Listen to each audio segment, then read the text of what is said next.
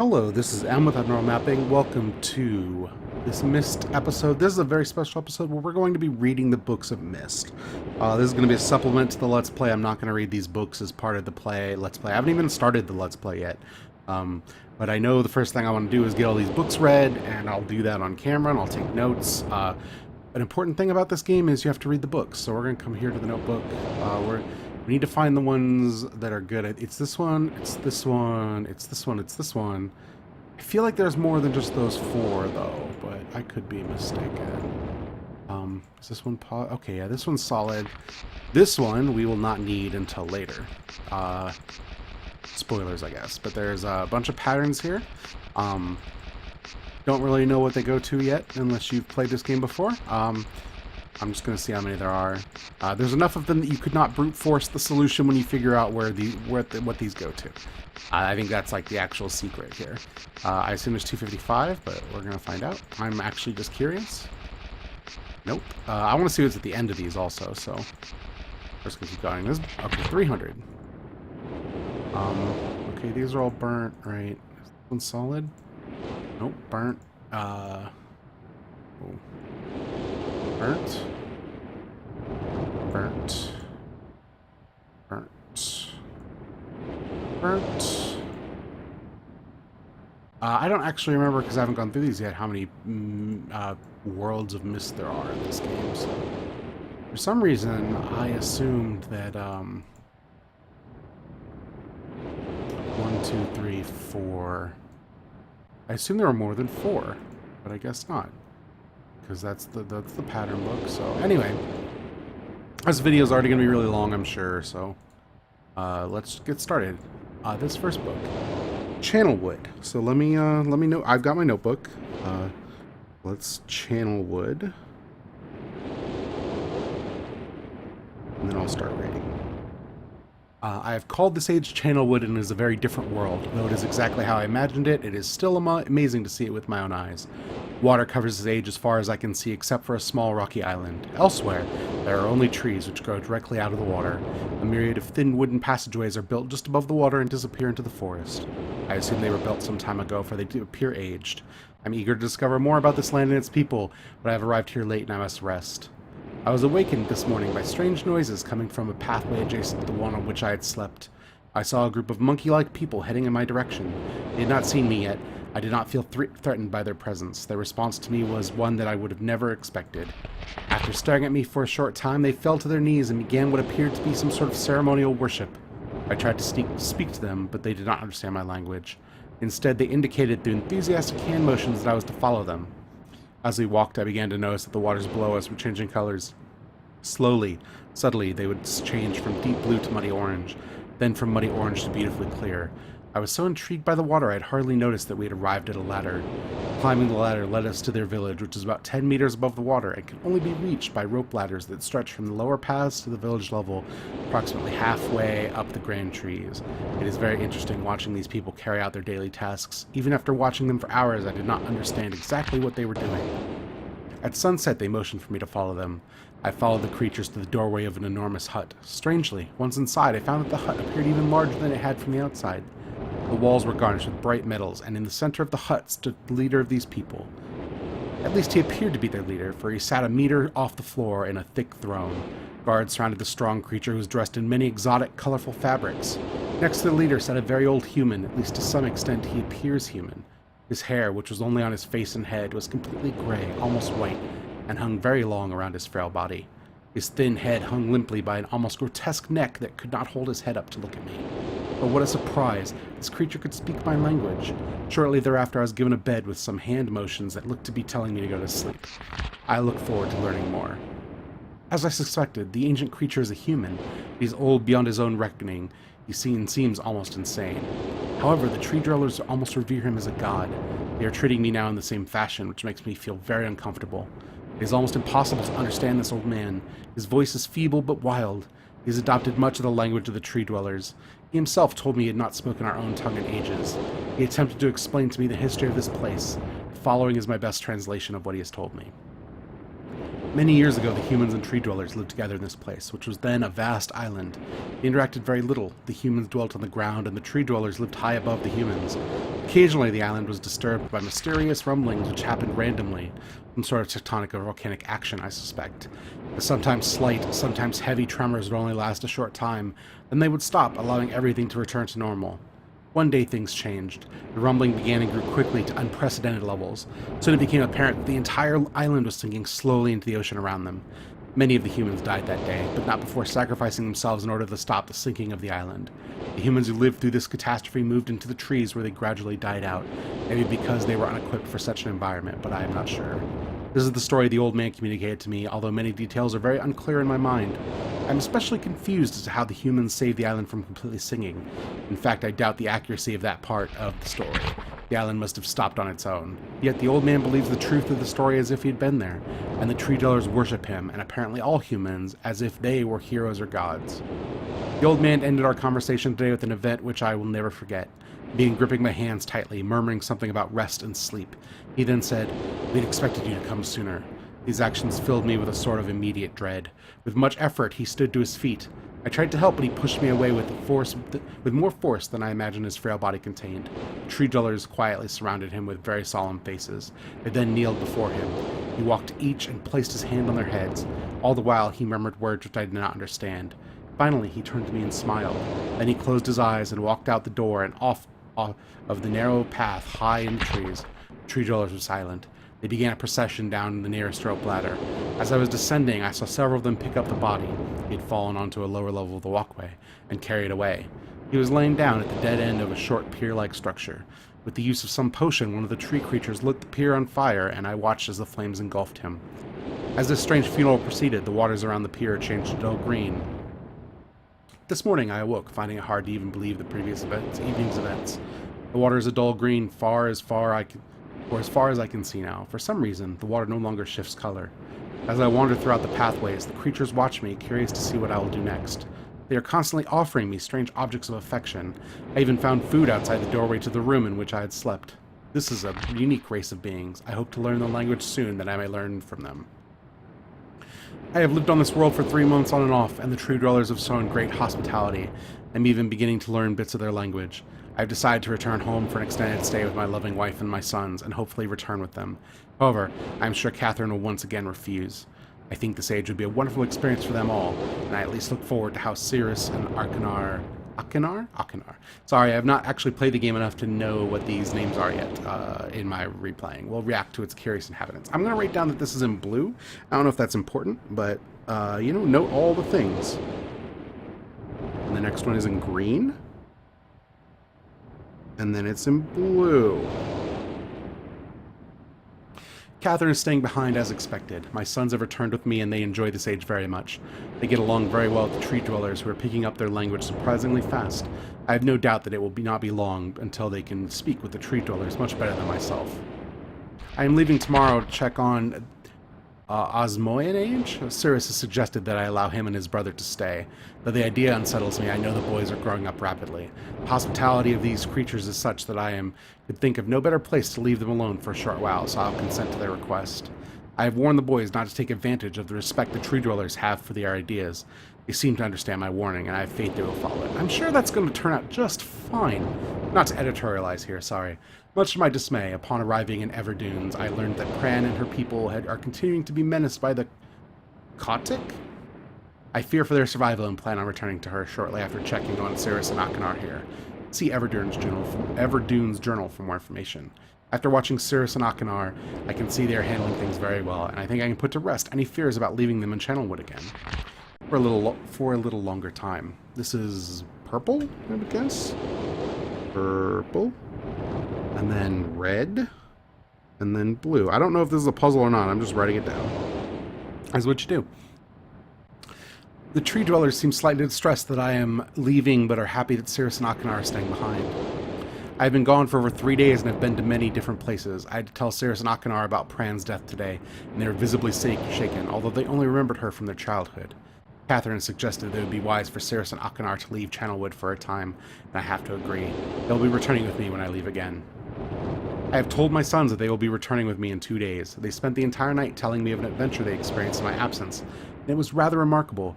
It seems they constructed a boat with the creatures and traveled some way out into the surrounding waters. I enjoyed hearing them talk excitedly of their adventures, and I'm reminded of my own adventures as a child. Blue and green.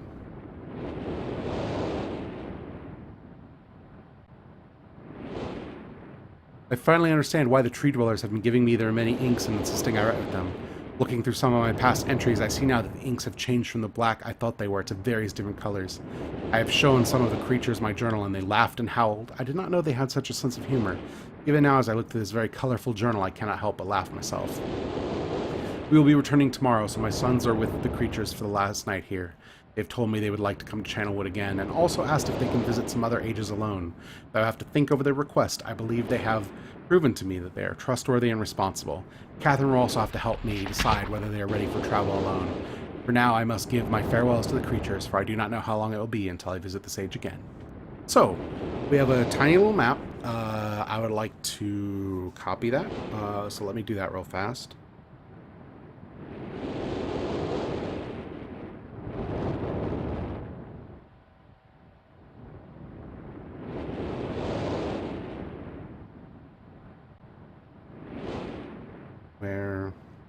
Sorry. Circle, dot, dot, dot, square, square. These two are connected.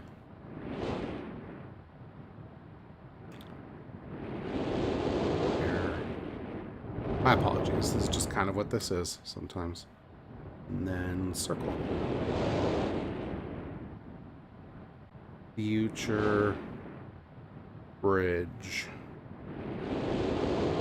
So we have a treehouse, we have a windmill. I don't think these are relevant necessarily. Is that the end of the book? That's the end of the book. Okay. Let me take a drink real fast. And we will begin the next book. The Rocks. Let's call it The Rocks. The Rocks. Emmett was the first to live on the rocks. He named them the rocks because that's what they were, a group of sharp rocks clustered together in the middle of a large sea. This is where Emmett lived. He enjoyed his life. Emmett would occasionally swim to nearby rocks as it was never too far of the distance. One day, another person appeared on the rocks for no apparent reason to Emmett. Emmett named this new person Branch. Emmett and Branch quickly became friends, swimming and hunting for fish together often. Emmett showed Branch the simple cave in which he lived on the largest rock. Soon, Branch discovered a place where he also decided to live, also on the same large rock. The sun always shone brightly on their world, and the water was always dazzlingly clear, allowing them to see almost to the deep ocean floor which surrounded them. Though the sun always shone, it was never too hot for the boys. A light breeze always came from the north and cooled the area down. One day, while Branch was swimming and having fun in the water, he noticed another boy swimming. Branch brought the new boy to Emmett to find out what to call the new boy. Emmett said the boy should be called Will. Will was soon a part of the group, and all three of the boys swam and enjoyed their perfect world. At least that's the story I was told when I arrived today on the island. Emmett, Branch, and Will were surprised to see me at first, but even before the night ended, we were all becoming good friends. Today, the second day of this newly created age, a strange thing happened. It was not strange to me, but the three boys did not understand what was happening. While I was relaxing under a large tree on one of the smaller rock islands, it began to rain. It was a nice rain that lasted for about an hour in the morning. I explained to the boys that the rain was not harmful, yet they obviously still feared it. Before going to sleep tonight, I told the boys I would leave the following day. I told them that while I was gone, I would make a surprising change in their world. They did not understand, not that I expected them to. I still do not fully understand what happened today. I was experimenting with the art, testing the limits of the rules as dictated to me by Father. I attempted... Okay, this is one of the two sons then. I attempted to create a boat by riding it into the world. Thought everything was planned correctly, yet somehow the boat had become gripped by the rock and broken in half. Although this test did not turn out as I had hoped, I now have answers to a few of the questions my father never answered. As for the boat, I can see the boys enjoy it anyway, and that I am pleased. They have played on it all day. Even though the boat cannot move, I enjoyed studying from it. It is a much sturdier platform than the jagged rocks. In the course of my observations, I have learned very interesting things regarding the solar system of this age. This is a submersible lamp. I think we're going to need to do something like that in a puzzle. This is memory talking here, but I'll write down anything that seems... That diagram does not seem very useful. The nights are absolutely beautiful here. I have made note of it and named a number of constellations that pass above me. Also during the night, I catch glimmers of light from the horizon, which I have not been able to discover if it is created by some natural phenomenon or by additional people on far-off islands or rocks. Should very much like to discover which. I rather suspect it is additional people, which would explain the appearance of Branch and Will. The rain today was slightly heavier than usual. Just when the boys were getting used to the light rain, a small storm arrived. They were frightened of the heavier rain, not to mention the thunder and lightning.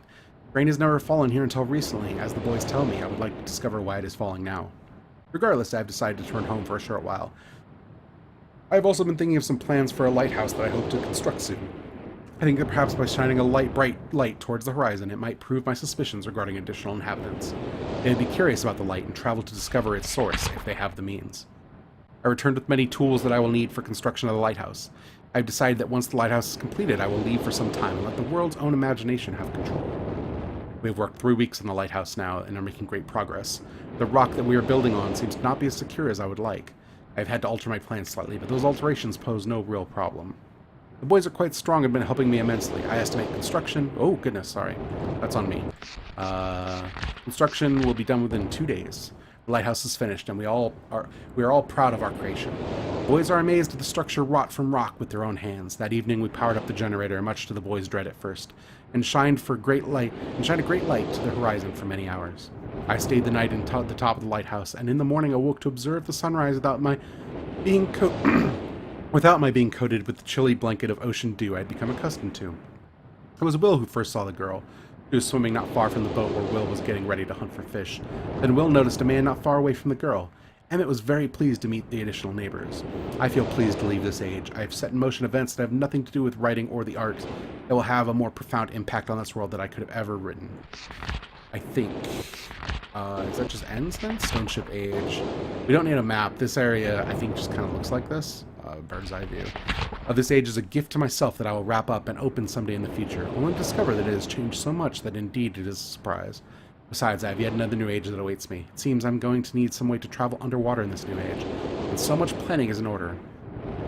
It has been 10 years since I left this age, which I have since called the Stone Ship Age. Upon returning, I cannot believe the changes that have taken place. I need to write down that this is not called the Rock.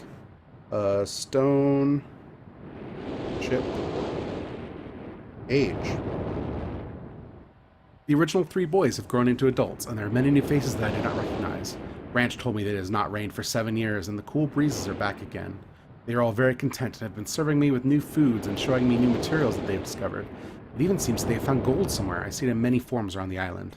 My lighthouse has been kept in perfect condition and looks as if they tried their very best to keep it so. Yet I have noticed that the entire rock it was built on is sunk approximately 40 or 50 centimeters.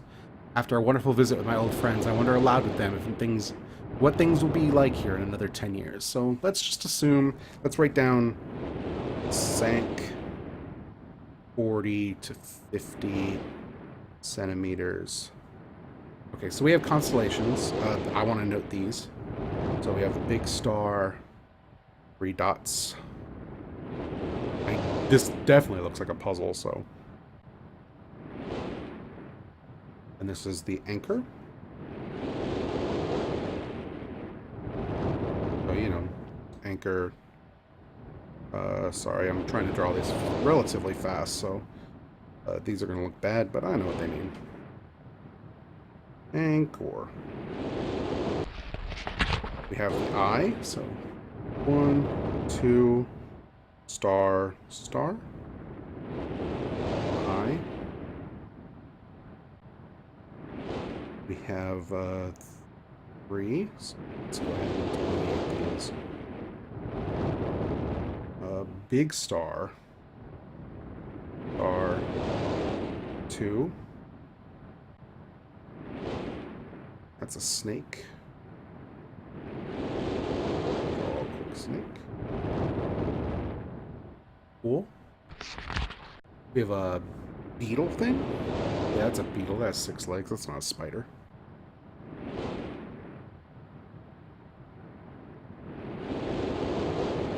One, 2, 1. Beetle. And we have a cross. So, star.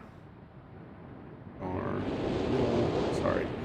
I know this is not like the most exciting part of the video, but like this is more for reference if you've never played these before. Cross. Like an iron cross. Okay, next page. This one is an arrow. So, 2 stars, middle star, 3 stars, arrow. Flamingo is 3. The tail, 2 for the head, 1 for the body, like a breast one, and then like 1 little one for the leg. Flamingo? Could be a stork, I guess, I don't know. And then a maple leaf, the Canada constellation. So we've got 1, 2 small ones, and 2 middle ones, and then 3 leaf. Okay, that should be everything for that. Cool. So 2 more to go. Okay. It has been a while since I have heard only silence, and I enjoy it greatly, I think. For some reason, I do not feel altogether welcome in this new world in which I have arrived. But how could I be unwelcome in an age with no inhabitants? It is, of course, only in my head. This world is very beautiful, but I think I have yet to ever write in a journal that an age I have linked to is horrid or disgusting. From the grassy hill where I am standing, I can see green fields below, along with a few scattered forests. A rather large lake looms some distance from where I am standing, yet the water's blue can be seen plainly from here. The air is fresh, and the sky is sparkled with white clouds. It's absolutely breathtaking, and yet, that strange feeling again. Perhaps it is the hot breeze that continues to blow from the north. Harder than I would have imagined, it almost singes my skin, and I feel quite uncomfortable when it comes. I will try to ignore it. Night has almost arrived, and the sunset is spectacular. Oranges and reds have settled along the western horizon. Although night has come, the horizon still glows red long past the sunset. Dark reds flow from the horizon and blend into the black sky.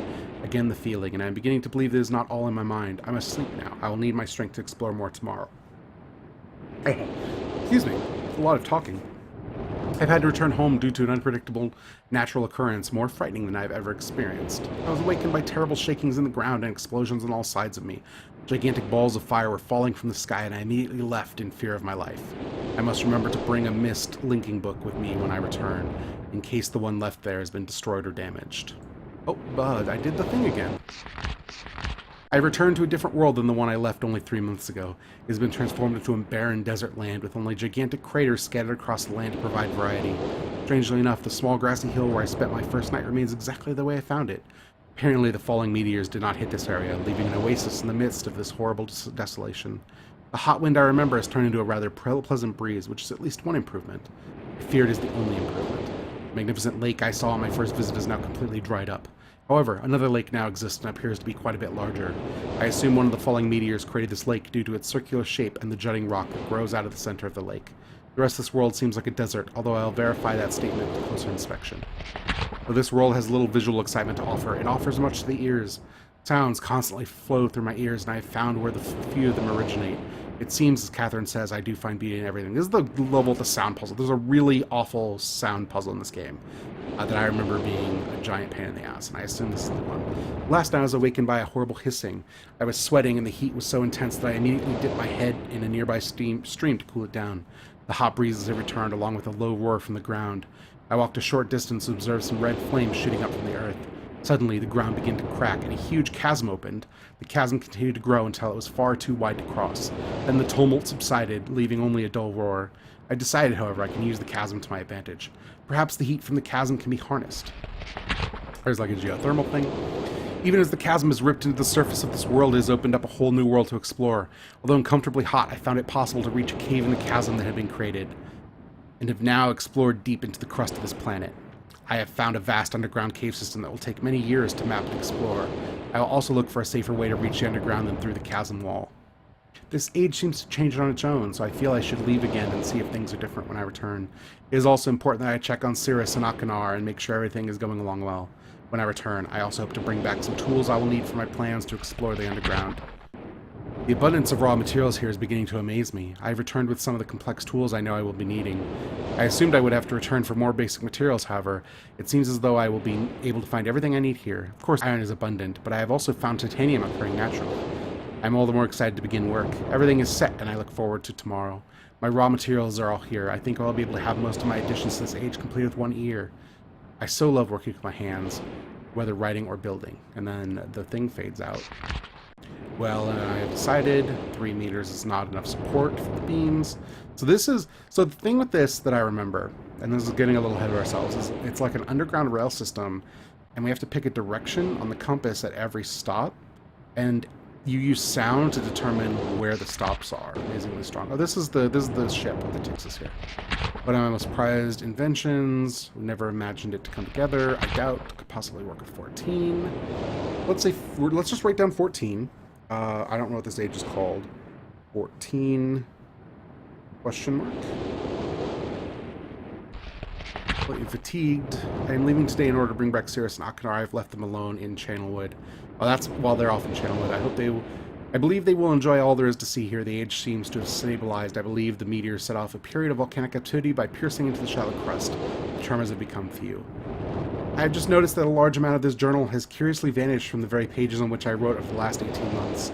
Fortunately, I have copied many of my construction notes in another journal. I do not understand the many mysteries of this world, but I trust I will discover logical answers to my questions. I have a feeling that many of my questions can be answered in another age to which I hope to travel soon. But for now, I must simply accept this world's mysteries and take pride in my accomplishments. So, we have a small keyboard. So this is going to be a music puzzle. So we've got the 3 black keys. So this is 5. And then we have a white, and then 2 black keys. This is 1. Sorry, I just need to jot this down, you know.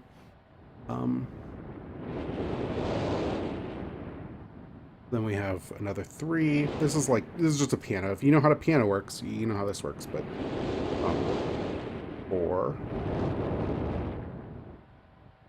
5, right. Sorry, I'm making my notes a little clearer. They still will not be clear enough, I'm sure.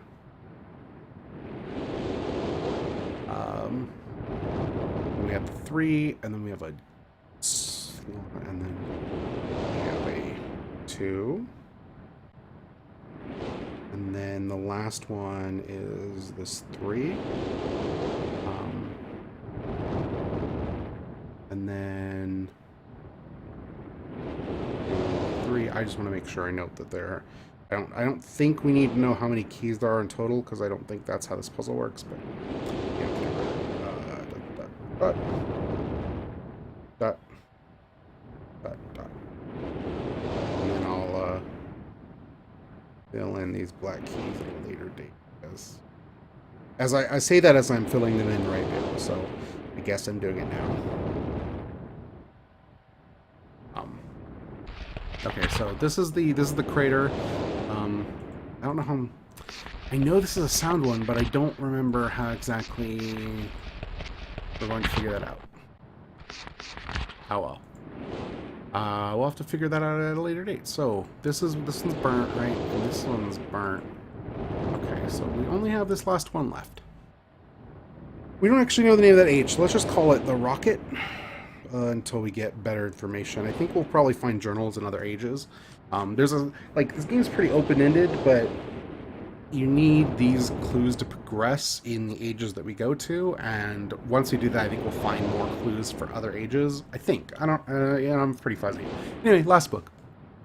Before arriving in this age, I was determined that it would be a journey to a world very different from my previous adventures, and it was. The sky here is dark and gray and incessantly displays flashes of lightning in the distance. I met a very old man with a long beard and hair that hangs to his waist.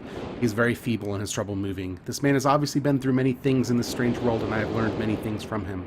He's told me an interesting story of this world's history. 2 years ago, he told me, there was a beautiful city that rose up out of the water. There was many people inside its walls, and the people had everything they wished for. The city was surrounded by 3 high hills which rose higher than the city. On the east hill of the city rested a large lookout post. People of the city had constructed the post expecting visitors to arrive from the east. Let's just note this down. Let's go to the next page. We'll call this gear age for now, or just gear. So east lookout post. The people had no means of traveling on the water, which forced them to merely wait for a friend or foe. Time passed, friendly visitors brought rumors of an enemy that existed beyond the horizon. People grew fearful, yet nothing happened. One day, the unusually sunny sky became as dark as night, and black ships appeared on the horizon. Lookout posts and attempts at peace were turned away, and the sentries there were easily overwhelmed. Ships continued to wreak havoc on the city, apparently destroying everyone and everything. After the foundations of the city were destroyed, the city sunk deep into the ocean, and only the lookout post remained. The black ship sailed away. The man continued to say that 8 people had hidden and managed to survive through the attack. In the 9 years since the attack, 2 of the survivors had died. He also said there was rumored that 10 years from the attack, the enemy would return to finish the destruction they had started so long ago.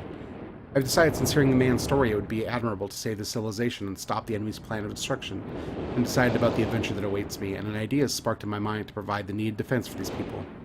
I met the remaining survivors today and have begun work on a plan for protection.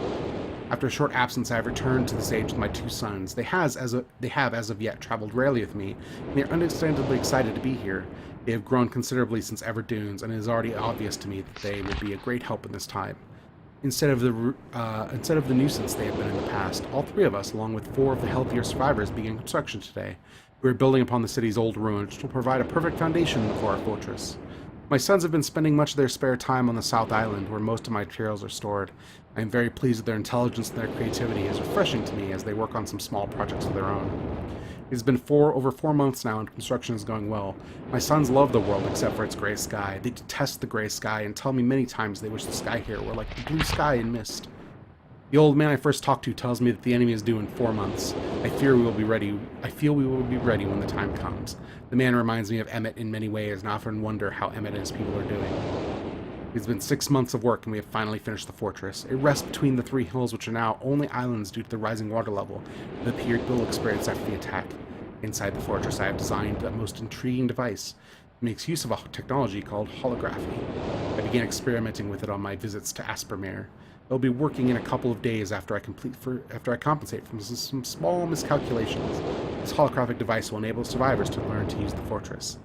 The enemy is due to come soon, and I trust the fortress will provide. So we've got a track, we've got a path out, we've got these 3 things. So this is definitely the gear place. I don't think we need this map necessarily. The track runs the outside, that's fair. Sufficient for protection of all of us. The black ships have come. Their attack was substantial. Their weapons have been stopped, and it appears they have turned away in defeat. I could not help but smile, but I watched the boats leave. Last night we had a small celebration, and the old survivors danced their dances of old. My sons did not understand why the sky had not turned back to its original blue. The old man told them that the storms would never end until the enemy was destroyed. I assured my sons that a blue sky was not worth the risk of death, and they seemed to hear me. I have had a healthy adventure and have begun work at once on a new book. Once again, I must leave a familiar age in search of a new universe. I have begun. But first I will have an extended time with Catherine, whom I miss very much. I must also return to the people of the tide. I believe in my travels I have found the substance that will ease the pain of their bone ailments that they have long endured. I hope to return to mechanical age. That's the name of this place, so... mechanical age. Pretty sure that's the gear on top of the hill. One day and find the population growing and my fortress still strong. Though the sky may always be black, I am confident the people here feel a heavier darkness have been lifted from their shoulders. Nothing. Well, let's draw the insignia of the ship. It's like a cross. And then a moon. Oh, black ship. And that's it. Holograms? Question mark? Okay, those are the books of Myst. We have made our notes. That'll be it for now. This episode, of course, will be totally context. I mean, this will just be linked from the first episode of the Let's Play, so, you know. I haven't even done anything in this map yet. Like, I literally loaded up the game, walked over here, and took this video.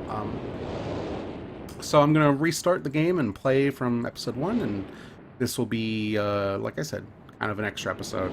But if you play Myst, of course, always read the books. You have to read the books. It's part of the whole appeal. So, a little bit of a digression right before I finish here. I don't like that games have become so devoted to the idea of like in-world books, like, you know, I think of Bethesda specifically, but even the Codex and Bioware games and other games of that ilk do this, where they just fill the game with so much lore, so many like in-universe books to read that it becomes impossible to expect the player to have read them all. Especially if you play more than one of those games in your entire life. Like when I played Dragon Age Origin, I'd never played a game like that before, and I read every book, and I became really familiar with that world, as kind of dumb as it is. But then, ever since then, I can never bring myself to read these books because I'm like, oh, these are all just throwaway for the most part. And one of the things I like about Myst is that like very little of it is actually throwaway, and all like these 4 books represent more backstory than anything else in this game is going to give you, and they color your experiences in those worlds, and like it's really cool. And each one is like gives you a piece to solve a puzzle, probably. And I wish more games focused on making their lore applicable than just like color. Like build that stuff for your own internal teams, but I don't think you have to expose it to the player. It's a conversation for a different time. If you listen to Idle Thumbs, they talk about this all the time. Anyway, that's it for me. Please enjoy the rest of the Let's Play, including episode 1 if you haven't watched it yet. This was just kind of like an episode 0. I'm looking forward to playing it, and now that I've done this work, this is like the big hump. You gotta read all these books. You don't have to, but it will definitely make your life easier if you know what's in them. And see you around. Bye.